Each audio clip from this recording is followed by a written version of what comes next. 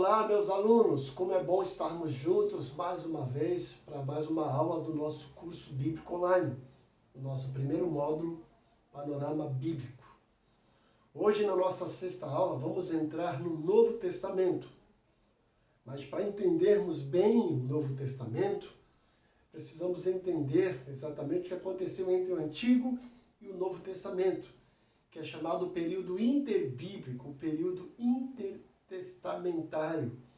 aquele 10º período que nós estudamos chamados de silêncio, que durou 400 anos.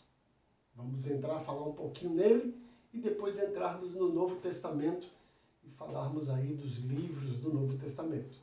Espero que vocês estejam gostando desse curso, certo? Lembrando que assim que terminar a aula, devo dar só essa aula e mais a outra, nós faremos uma provinha para você receber o certificado. Eu vou postar a provinha lá no grupo do WhatsApp, por isso é importante que você esteja inserido no grupo do WhatsApp, participe, né?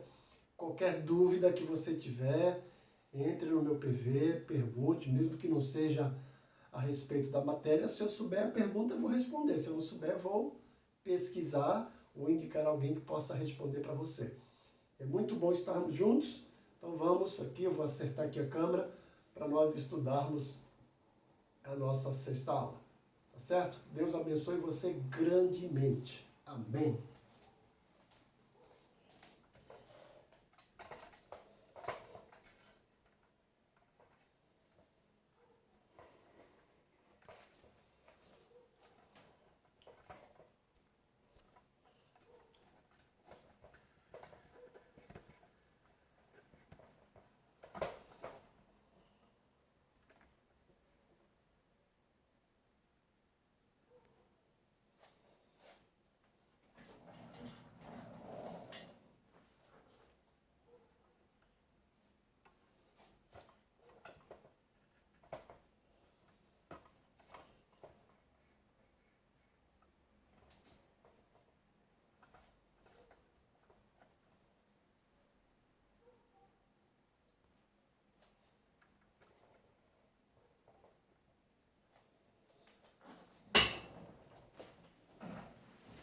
Então vamos lá, gente. Vamos estudar aqui a nossa sexta aula, que vamos entrar no Novo Testamento, mas para entendermos o Novo Testamento, precisamos estudar um pouquinho o que a gente chama de período de silêncio, o período intertestamentário. Quando você abre o livro de Mateus, se você não conhecer um pouquinho do Antigo Testamento e principalmente do período intertestamentário, você vai ficar um pouco perdido, porque você vai lidar com algumas coisas que você não vê no Antigo Testamento. Por exemplo, os grupos políticos e religiosos da época, saduceus, fariseus. Então, de onde surgiram esses grupos políticos?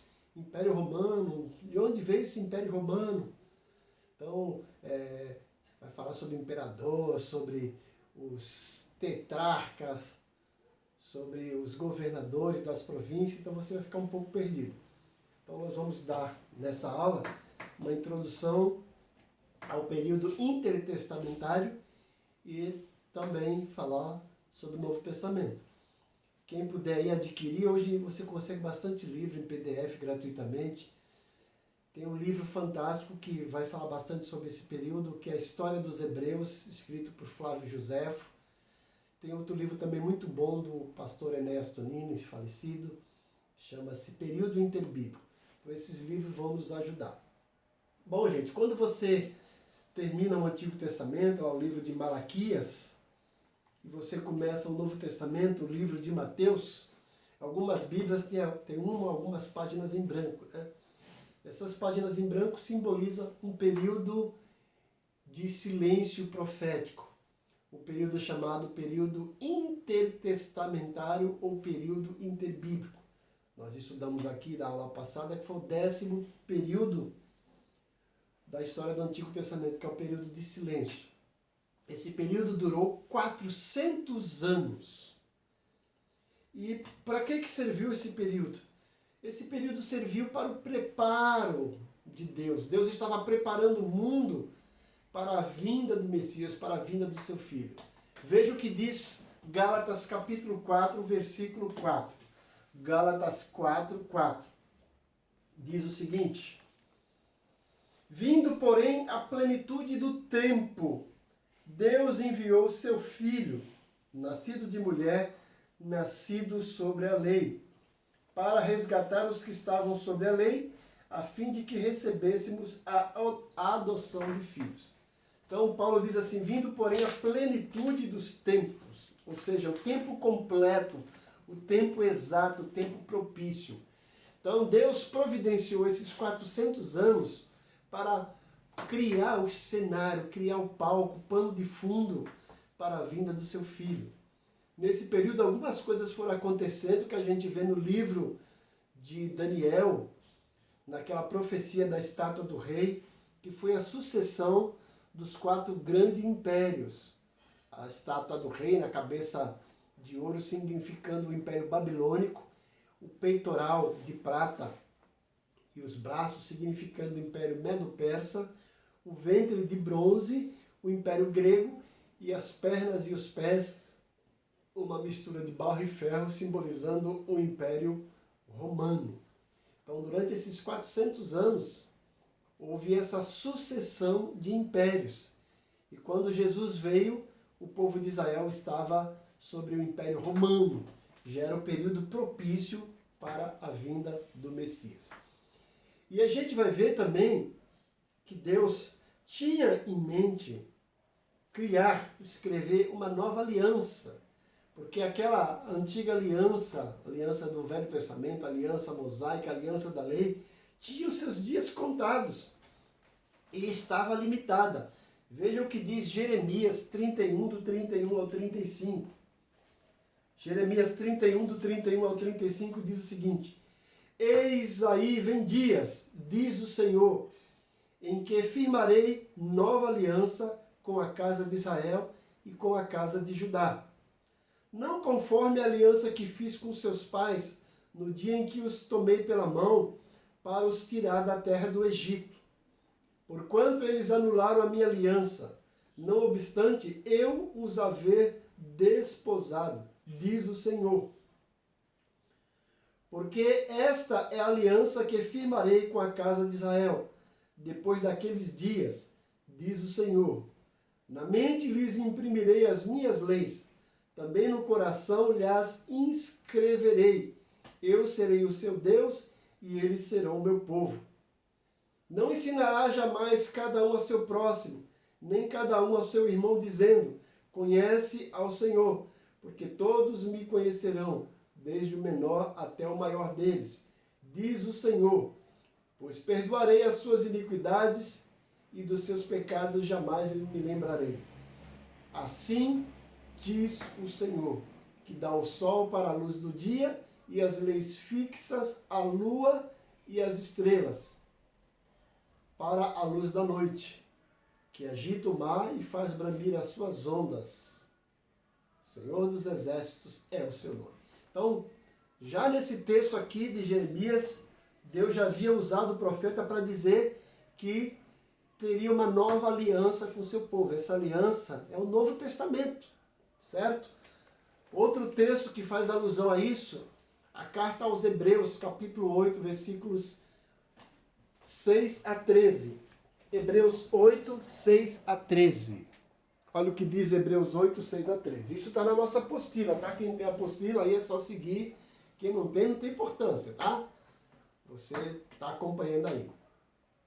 Hebreus 8, do 6 a 13, diz o seguinte: agora, com efeito, obteve Jesus ministério tanto mais excelente, quanto ele é também mediador de superior aliança, instituída com base em superiores promessas. Porque se aquela primeira aliança tivesse sido sem defeito, de maneira alguma estaria sendo buscado lugar para a segunda. E, de fato, repreendendo-os, diz: eis aí vem dias, diz o Senhor, e firmarei nova aliança com a casa de Israel e com a casa de Judá, não segundo a aliança que fiz com seus pais no dia em que os tomei pela mão, para os conduzir até fora da terra dos egípcios, pois eles não continuaram na minha aliança, e eu não atentei para eles, diz o Senhor. Porque essa é a aliança que firmarei com a casa de Israel, depois daqueles dias, diz o Senhor. Na sua mente imprimirei as minhas leis, também sobre o seu coração as inscreverei. Eu serei o seu Deus e eles serão o meu povo. E não ensinará jamais cada um ao seu próximo, nem cada um ao seu irmão, dizendo, conhece ao Senhor, porque todos me conhecerão, desde o menor deles até o maior. Pois para com as suas iniquidades usarei de misericórdia, e dos seus pecados jamais me lembrarei. Quando ele diz nova, torna antiquada a primeira. Ora, aquilo que se torna antiquado e envelhecido está prestes a desaparecer. Olha aí, gente. Então, esse texto de Hebreus, o autor cita o texto de Jeremias. Então fica bem claro que Deus tensionava fazer uma nova aliança. Isso é o Novo Testamento. E para isso Deus usou esse período de 400 anos de silêncio profético para preparar o mundo para a vinda do Messias. Então, o fracasso do povo depois do retorno. O povo, depois que retornou lá da Babilônia, do exílio, é o período que a gente chamou, no período que é o período de retorno, acabou fracassando. O livro de Malaquias vai falar a respeito disso. Nesse período, gente, quando o povo vai lá para a Babilônia, eles não tinham mais o templo, mas eles queriam adorar a Deus e queriam continuar as suas tradições e as suas festas. Como não tinha templo lá, eles construíram a sinagoga. O que é a sinagoga? É um lugar de adoração. E eles adoravam a Yahvé e estudavam a Torá, a lei. A palavra sinagoga é composta por dois vocábulos gregos, sim e agogê. Sim significa juntos, agogê, adorar. Então, sinagoga era um lugar para eles adorarem junto a Yahvé. Lá eles estudavam a lei. Lá surgiu aí os escribas, né? Os escribas, os doutores da lei, certo? Como a gente vai ver, Esdras era um deles. Surgiu também os grupos religiosos logo depois que eles voltaram da Babilônia. A sinagoga surgiu lá na Babilônia. Mas a sinagoga foi tão boa que quando eles retornaram para Israel, e já no Novo Testamento a gente vê as sinagogas. As sinagogas agora tinham até maior proeminência do que no templo. Eles usavam o templo para as grandes festas, mas para estudar a Torá, eles mantiveram aí as sinagogas. Mas nesse período de 400 anos de silêncio profético, surgiram aí os grupos religiosos que a gente vê no Novo Testamento, né? Os escribas, que na realidade eram os doutores da lei, que faziam parte dos fariseus, mas a gente vê dois grupos que eram proeminentes, dois grupos religiosos, os fariseus e os saduceus. Mas tinha outros grupos de menor importância, mas também estavam lá. Os zelotes, os herodianos, os essênios, né? Os herodianos também chamados de publicanos, né? Mas os dois grupos mais importantes, mais proeminentes, eram os fariseus e os saduceus. E para a gente ter uma ideia qual era a diferença dos saduceus para os fariseus, nós vamos ver mais à frente, tá? Mas esses grupos, dois, fariseus e saduceus, tinham proeminência no povo de Israel. Em Atos 23, fala um pouquinho sobre esses dois grupos. O apóstolo Paulo fazia parte dos fariseus. Atos 23, versículo 6, se não me engano. Isso, olha lá. Atos 23, versículo 6. Sabendo Paulo que uma parte do sinédrio se compunha de saduceus e outra de fariseus, exclamou: varões e irmãos, eu sou fariseu, filho de fariseu. No tocante à esperança e à ressurreição dos mortos, sou julgado. E continua, né? Dita essas palavras, levantou-se grande dissensão entre fariseus e saduceus. E a multidão se dividiu, pois os saduceus declaram não haver ressurreição, nem anjo, nem espírito, ao passo que os fariseus admitem todas essas coisas. Então, a grande diferença de credo religioso de fariseus e saduceus era que os fariseus acreditavam na ressurreição, acreditavam em espírito e em anjos. Já os saduceus não acreditavam nenhuma nem outra dessas coisas, certo? Então, é importante a gente entender. Outra coisa interessante aí é que os saduceus faziam parte do grupo de elite de Israel, no caso de status. Era o povo de classe média alta, os fariseus eram de classe média baixa. Os saduceus tinham a preferência pelo Império Romano, os fariseus já não. Tá? Bom, além da limitação, as limitações da aliança nesse preparo para o Messias, além do fracasso do povo depois do retorno, havia aquela expectativa de que o Messias poderia aparecer a qualquer hora. Porque as profecias falavam a respeito disso, principalmente o livro do profeta Isaías, que é o profeta messiânico. Veja o que diz 1 de Pedro, capítulo 1, versículos 10 e 11. 1 de Pedro 1, 10 e 11. Foi a respeito dessa salvação que os profetas indagaram e inquiriram, os quais profetizaram acerca da graça, a vós outras destinada, investigando atentamente qual a ocasião ou quais as circunstâncias oportunas indicadas pelo Espírito de Cristo, que neles estava, ao dar de antemão testemunho sobre os sofrimentos referentes a Cristo e sobre as glórias que os seguiriam. Então tá aí, gente. Havia profecias, essas profecias foram se cumprindo progressivamente no Antigo Testamento até chegar no Novo Testamento, que culminou no nascimento do Messias. E olha as circunstâncias do primeiro século, gente. As circunstâncias do primeiro século foram favoráveis aí para a vinda do Messias. Por quê? Houve aquela sucessão de impérios.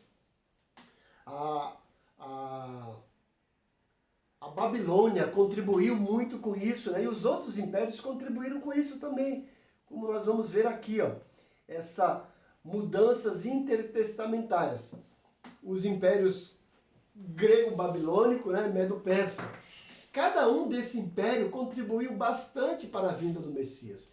Então veja bem, o império babilônico contribuiu no sentido de disciplinar o povo de Israel e também no surgimento das sinagogas que seriam bem usadas no Novo Testamento. Depois veio o Império Medo-Persa, que contribuiu para o retorno do povo. Foi no Império Medo-Persa que o povo retornou para Jerusalém.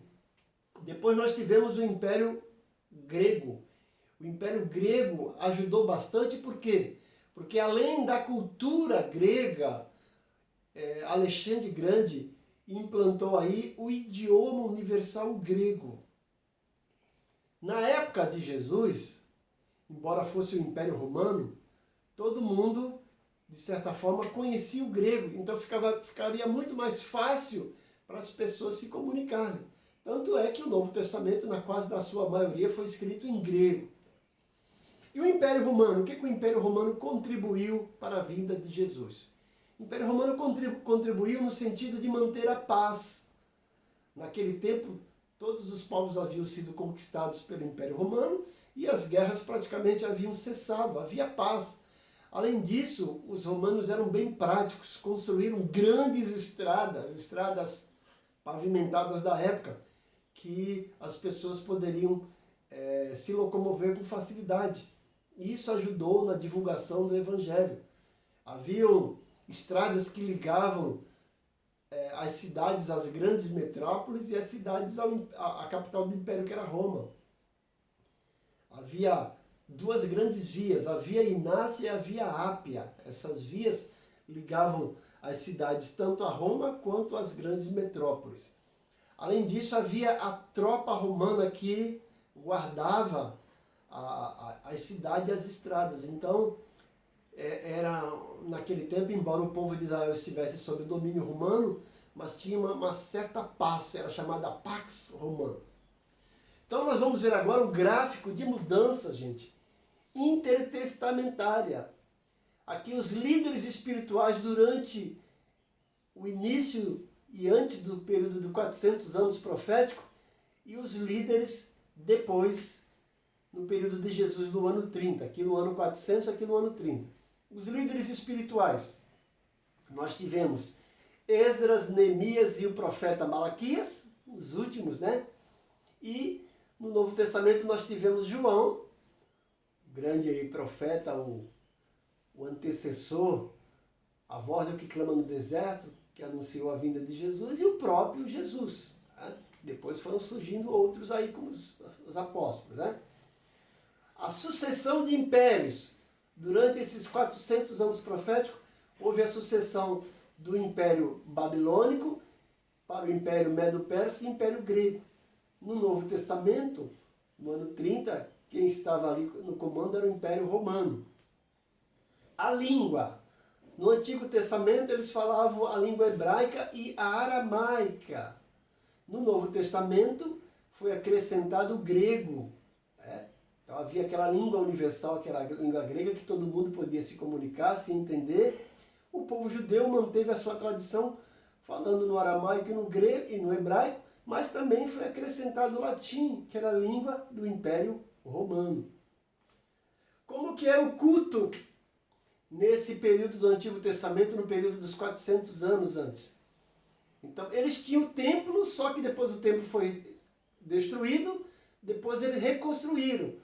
Mas lá na Babilônia foram criadas as sinagogas, e as sinagogas pegou tão bem que quando eles retornaram, mantiveram as sinagogas, o estudo da Torá, e usavam o templo para eventos mais importantes, como as grandes festas. No Novo Testamento houve uma mudança, que o templo era mais importante que as sinagogas. No Novo Testamento, a gente vê uma importância maior das sinagogas, e o templo ficou com uma espécie de segundo templo. O templo ficou em segundo templo, segundo plano, porque eles davam maior ênfase aos estudos, principalmente no sábado, nas sinagogas, certo? Continuando aí, os grupos religiosos. Então, nesse período interbíblico, começou os sacerdotes, né, e os levitas, e aí apareceu a figura dos escribas, que eram as pessoas que ensinavam a lei. Esdras era um grande escriba. No Novo Testamento aí surgiu os saduceus e fariseus, que eram os dois grupos proeminentes. A gente já falou um pouquinho sobre esse, né? Os escribas geralmente eram os intérpretes da lei que faziam parte dos fariseus. Haviam também os sacerdotes e levitas. E surgiu aqui também, gente, o sinédrio. Esses eram um grupo religioso. O que era o sinédrio? Sinédrio era um grupo composto por 70 judeus, misturado entre fariseus e saduceus. Esse sinédrio era uma espécie de juizado de pequenas causas, era um juizado para resolver questões religiosas. Então, todas as questões eram administrativas e políticas, eram administradas pelo Império Romano. Só que nas causas religiosas, os romanos não se envolviam, deixavam que os povos conquistados resolvessem essas questões. E aí os judeus criaram o sinédrio. Paulo fazia parte do sinédrio. Ele foi julgado pelo sinédrio, Jesus foi julgado pelo sinédrio. Tá? E também havia outros grupos que não eram tantos religiosos, mas eram uma mistura de religiosos e políticos. Os herodianos, de onde vinham os cobradores de impostos. Os zelotes, de onde veio Simão Zelote, que era um grupo nacionalista, né? É um grupo de rebeldes que queria a libertação da Palestina.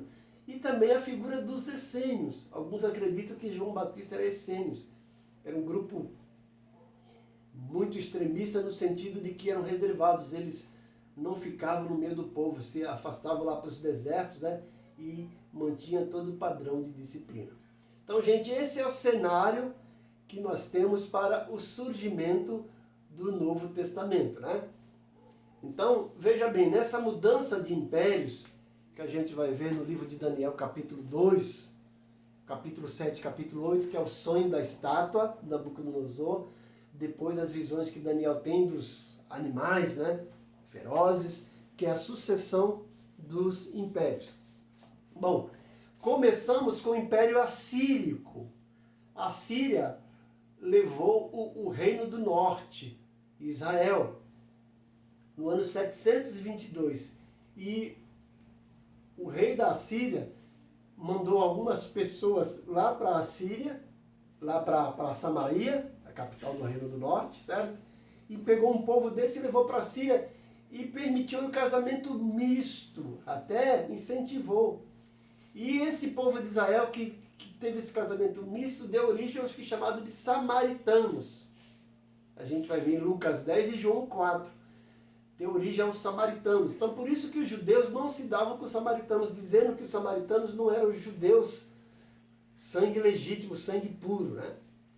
Bom, depois nós tivemos a Babilônia, que levou o povo de Israel para a Babilônia, naquele grande exílio, naquele grande cativo, que foi em 3 etapas, né? Então, lá foi chamado Tempo dos Gentios, em que Babilônia imperou ali e levou o povo de Israel para a sua sede. E ali surgiram os escribas e as sinagogas. Depois teve o Império Medo-Persa, como eu falei. Os medos e os persas se uniram, formaram um grande império, derrubaram Babilônia, mas mantiveram a sua sede de governo lá na Babilônia. Você vai ver que Daniel começa o seu livro lá no Império Babilônico, mas já no capítulo 6, ele já está no Império Medo-Persa, ali sob Ciro e Dario. Os medos e os persas foram bons para o povo de Israel, né? O povo de Israel, pessoas assim, tiveram cargos importantes, como Daniel, como Neemias, certo? E foi o Império Medo-Persa que permitiu o retorno. A gente vai ver lá em Esdras capítulo 1 e próprio Neemias, certo? Depois, Alexandre o Grande dominou o mundo, vencendo o Império Persa, né? E fundou aquele grande império, conquistou todo mundo e implantou aí o idioma, a língua grega. E a cultura grega foi disseminada, aqueles grandes filósofos gregos, aquela cultura de saber o porquê das coisas, de argumentar, de pesquisar. Com a morte de Alexandre, o Império Grego foi dividido por seus 4 generais e por isso ficou fragmentado. Depois vieram os romanos, né? E vocês vão ver que nesse período vai acontecer aqui, o Império Romano derruba os gregos, e vai aparecer a revolta dos Macabeus, né? Judas Macabeus. Isso está lá no livro, como eu falei, a História dos Hebreus, de Flávio José.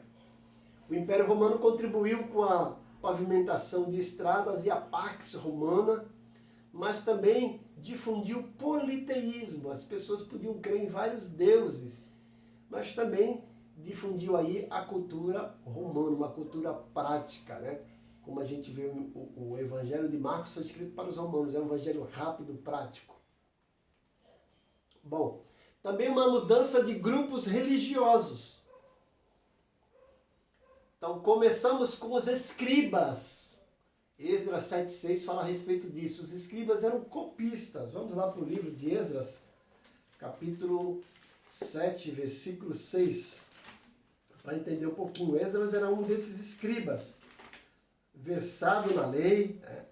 Conhecia muito bem a lei. Foi ele que ensinou o povo, quando retornou do exílio, levou o povo de volta, fez uma reforma religiosa, levando o povo de volta à lei. Quando Neemias também assume o comando e reconstrói os muros, no capítulo 8 começa um grande avivamento, ele pede a ajuda de Esdras para ensinar a lei.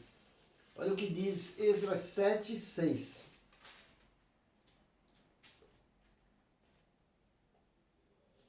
Ele era escriba versado na lei de Moisés, dada pelo Senhor Deus de Israel. E segundo a boa mão do Senhor seu Deus, que estava sobre ele, o rei lhe concedeu tudo quanto lhe pedira. Então ele volta aí, né? E vai ensinar a lei para o povo de Israel. Surgiram os fariseus, que eram grupos separatistas, conservadores e legalistas. Lembra que eu falei? Os fariseus acreditavam em anjos, em ressurreição e espírito. Os saduceus eram um grupo helenistas, né? Ali mais com cultura grega, eram mais liberais, se davam bem com os romanos. Era uma classe mais aristocrata, classe média alta. O sumo sacerdote tinha que ser saduceu para contar aí com o apoio do imperador romano. E surgiu, como eu falei, os sinédrios, que são os 70 judeus entre fariseus e saduceus. O presidente do sinédrio era sempre, né, ali um saduceu. Você vai encontrar isso em Atos 23, de 1 a 7. Então, houve também uma mudança de grupos políticos. Além de grupos religiosos, houve uma mudança de grupos políticos. Surgiram os herodianos, ou seja, de Herodes, que Herodes na realidade é um título, é governador. Mateus provavelmente foi herodiano, cobrador de imposto, né? É aqueles que gostavam de dar um jeitinho nas coisas. Vamos ver o que diz Marcos 12, 14. Marcos 12, 14.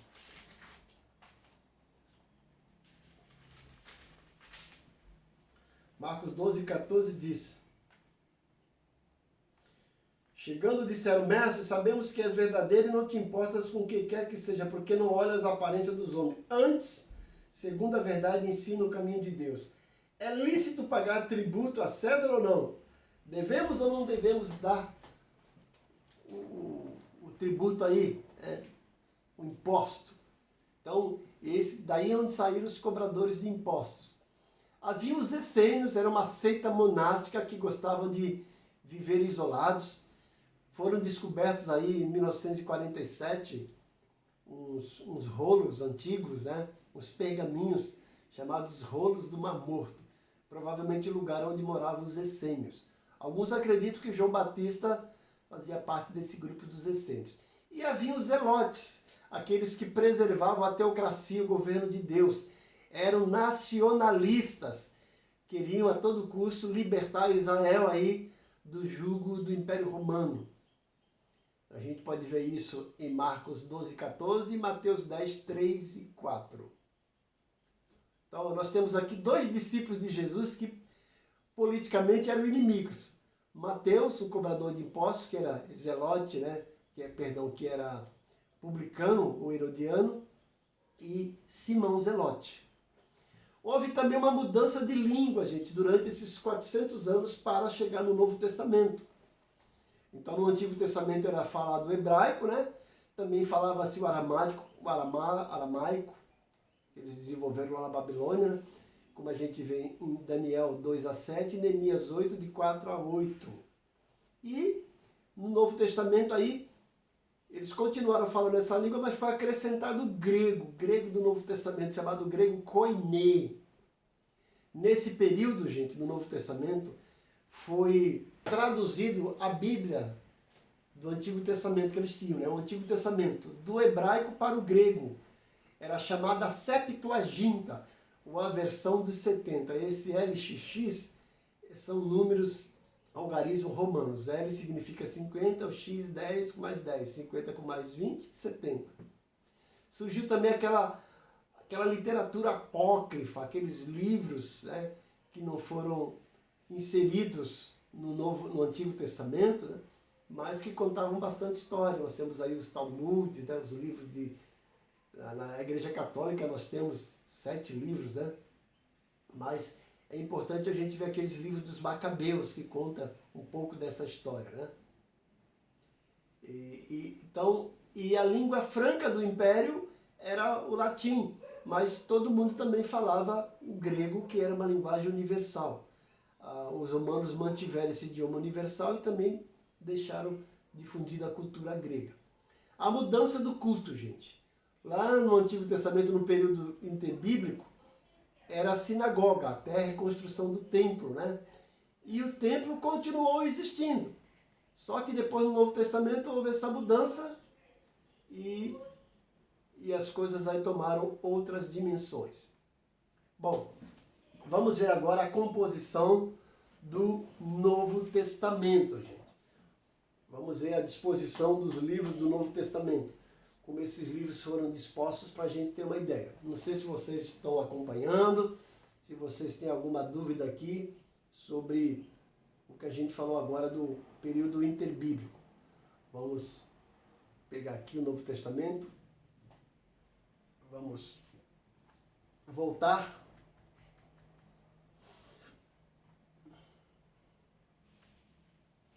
Então, lembrando aqui, gente, ó, a nossa aula, a nossa quinta aula aqui, na realidade, a nossa sexta aula. A nossa sexta aula, tá? No nosso curso Panorama Bíblico. Aqui está o meu nome, aqui está o meu e-mail, se você precisar, né, mandar alguma coisa para o meu e-mail, zecarloscarvalho@uol.com.br, e meu WhatsApp, DDD 13 997 88 4750, tá? Bom, a estrutura do Novo Testamento, como é que é dividido aí o Novo Testamento, gente? O Novo Testamento ele tem 27 livros, 27 livros. Esses 27 livros estão dispostos e divididos em 3 grandes seções. Lembra que eu já tenho falado sempre que a Bíblia não está dividida em ordem cronológica, mas em ordem lógica. Os livros estão dispostos aí seguindo uma disposição de categorias. Eles estão divididos em categorias, como se fosse uma biblioteca, porque a Bíblia é uma biblioteca. Então esses 27 livros têm 3 divisões principais no Novo Testamento. História, que são 5 livros, doutrina, 21 livros e profecia, que é um livro. 5 com 21, 26 com mais um, 27. 27 livros, né? A parte histórica, a história. Esses 5 livros, nós temos 2 subdivisões. A biografia, que são os evangelhos, que são 4, né? 4 evangelhos. A gente convém aqui salientar que os 4 evangelhos também, nós temos uma segunda subdivisão. Por que são 4 evangelhos, né? Porque cada um conta a história de Jesus sob um aspecto. Os 3 primeiros evangelhos são chamados evangelhos sinóticos. Por que sinóticos? Porque parece uma repetição. Eles são bem parecidos. O que tem um tem outro. E o 4º evangelho, João, é chamado evangelho suplementar. Você vai ver que o material de João é um material totalmente diferente. João aí só repete praticamente um milagre do que os outros evangelhos aí falaram, né?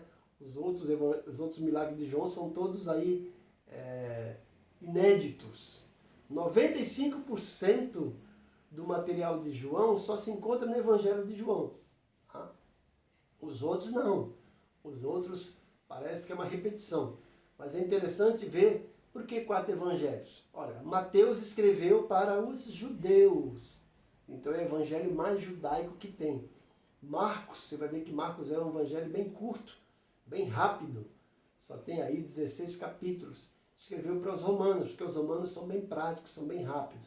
Lucas escreveu para os gregos, que é o evangelho mais completo no sentido, né? E tem maior conteúdo, porque os gregos são inquiridores, penso. E João escreveu para os cristãos, para a igreja. Tá? Bom, então 4 biografias, que são os evangelhos, e um narrativo, que é Atos dos Apóstolos. Então esses 5 primeiros livros são chamados de história, ou livros históricos. 4 evangelhos e um narrativo, que é Atos. Depois nós temos a parte doutrinária. Doutrina, que são 21 epístolas. E essas epístolas são divididas em 2 partes. As epístolas paulinas, que são 13, as epístolas que Paulo escreveu, né? E depois nós temos as epístolas gerais, que são 8. Então, 13 com 8, 21. Depois nós vamos falar um pouquinho sobre as epístolas paulinas, a divisão das epístolas paulinas. Depois nós temos Profecia, que é o livro de Apocalipse. Então nós temos aí a divisão do Antigo Testamento, certo?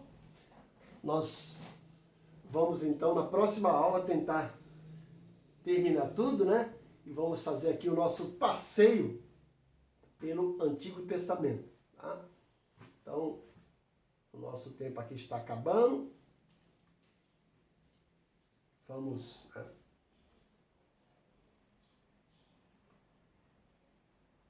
dar continuidade aqui à nossa aula. Mas queremos chegar ao final aqui, dizer para vocês que